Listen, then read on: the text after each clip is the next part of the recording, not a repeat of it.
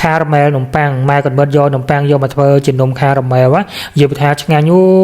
ឆ្ងាញ់ពុកម៉ែមកគ្នានំប្លែកទៀតហើយសម្រាប់ខ្ញុំថ្ងៃនេះបានភ្លក់រសជាតិថ្មីប្លែកមាត់ទៀតហើយខ្ញុំថ្ងៃនេះអ្នកនរគ្នាសូមសរសើរម៉ែក៏បិទខ្ញុំពូកែរនឹកធ្វើវីដេអូមែនតែនតោះត្រង់ថាឲ្យមកបញ្ចូលសម្លេងឲ្យចេះបញ្ចូលសម្លេងសារអ្នកនរគ្នាគាត់មិនសូវចេះរៀបរាប់ទេតែបើថាគាត់ធ្វើគាត់ជំនាញខាងធ្វើបើឲ្យមកបញ្ចូលសម្លេងចាប់ហ្មង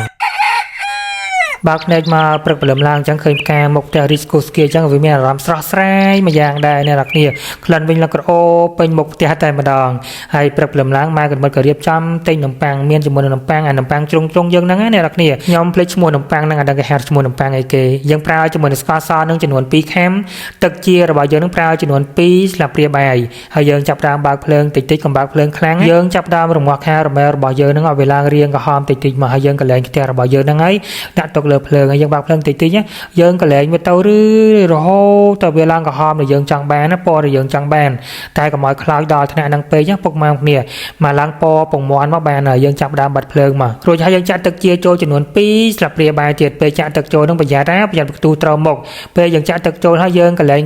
មានតិចមកបានហើយពុកម៉ែគ្នាយើងយកមកចាក់ដាក់ពុំរបស់យើងសម្រាប់ពណ៌ខារ៉ាមែលកុំឲ្យវាខ្លោចដល់ថ្នាក់ហ្នឹងពេកអានេះរៀងក្រហមជ្រុលហើយពុកម៉ែគ្នាយកមកបែបពណ៌ពងមាន់មកបានហើយកុំឲ្យខ្លោចដល់ថ្នាក់ហ្នឹងពេកយើងទុកខារ៉ាមែលរបស់យើងឲ្យវាត្រជាក់រឿងនៅនឹងសិនមកយើងត្រៀមជាមួយនឹងប៉ាំងហ្នឹងប្រហែលជា6-7ប្រទេសយើងហាន់វាជាចំណិតកង់អញ្ចឹងហើយយើងយកចាក់ចូលក្នុងម៉ាស៊ីនក្លុករបស់យើងសម្រាប់ទឹកដោះគោស្រស់យើងប្រើចំនួនកន្លះលីត្រទឹកដោះគោខាប់យើងប្រើចំនួន600 ml យើងក្លុកវារៀងម៉ត់បន្តិចមករួចហើយយើងដាក់ពងមាន់ចូលចំនួន8គ្រាប់ចង់ដាក់10គ្រាប់ក៏បានដែរស្រេចតែបងចូលចិត្តរួចហើយយើងក្លុកវាតតែម៉ត់ឆ្លងតែម្ដងយើងក្លុកបានម៉ត់ដល់ហើយយើងយកមកដាក់ត្រង់ជាមួយនឹងកញ្ឆែងយើងអញ្ចឹងមកដើម្បីឲ្យសាច់នំរបស់យើងហ្នឹងកាន់តែម៉ត់ល្អណែនល្អតែម្ដងមើលទៅខារ៉ាមែលរបស់យើងចាប់ដើមរឹងហើយគឺយើងចាក់ចូលក្នុងពុំខារ៉ាមែលរបស់យើងតែម្ដងរួចហើយយើងកុំភ្លេចដួសពពុះនឹងចេញតិចផង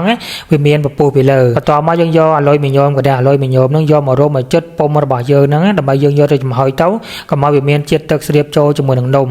យើងដាក់ដាំទឹកឲ្យពុះមកដាក់ចំហុយរយៈពេល1ម៉ោង30នាទីដោយសារនំខារ៉ាមែលរបស់យើងហ្នឹងគឺវាក្រាស់វាជ្រៅអញ្ចឹងហើយយើងចំហុយវារៀងយូរបន្តិចមកសម្រាប់ម៉ែកុនបឺតចំហុយបាន1ម៉ោង30នាទីគឺនំរបស់យើងគឺឆ្អិនល្អតែម្ដងឡើងនេះនំខារ៉ាមែលរបស់យើងចាប់ដើមចាន់ហើយយើងយកមកបើកចេញមកដើម្បីយកទៅទុកឲ្យវាត្រជាក់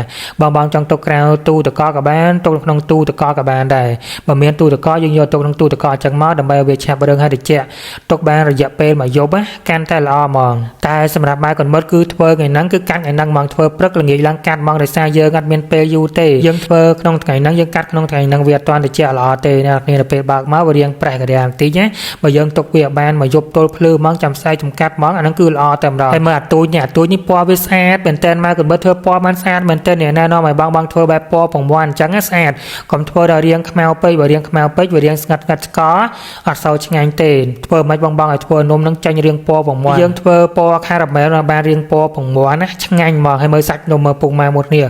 ឡងលមូសាច់នំវិញគឺស្អាតមែនតើមានប្រហោងកពីកំពងឯត្រង់ណាមានបាយព្រៃប្រុយឯត្រង់ណាអ្នកនរគ្នាសាច់នំវិញគឺស្អាតហ្មងឃើញទេអ្នកនរគ្នានិយាយថាតំណងមែនតើខ្ញុំចូលចិត្តអាពណ៌បែបពងមាន់នេះអ្នកគ្នាឆ្ងាញ់ហ្មងបាទអាពណ៌ស្កររៀងខ្លោចខ្លាំងពេករៀងដិតពេករៀងពណ៌ក្រហមខ្លាំងពេកនោះអាហ្នឹងវារៀងស្ងាត់ឆ្កតិចធ្វើមិនអាចបានពណ៌ដូចពងមាន់ចេះអាហ្នឹងគឺឆ្ងាញ់ហ្មងធានាជូនអ្នកគ្នាសាច់នំឡងល្មួតឆ្ងាញ់មែនតើយកទៅដាក់ជាមួយនឹងបង្អែមចាប់លៀងរឹតតែឆ្ងាញ់ហូបទៅទេអញ្ចឹងក៏ឆ្ងាញ់ដែរអ្នកគ្នានេះធ្វើមិនកុំឲ្យវាដល់ឲ្យខ្លោចឆ្កអញ្ចឹងពេកដល់ពណ៌រៀងដិតអញ្ចឹងពេក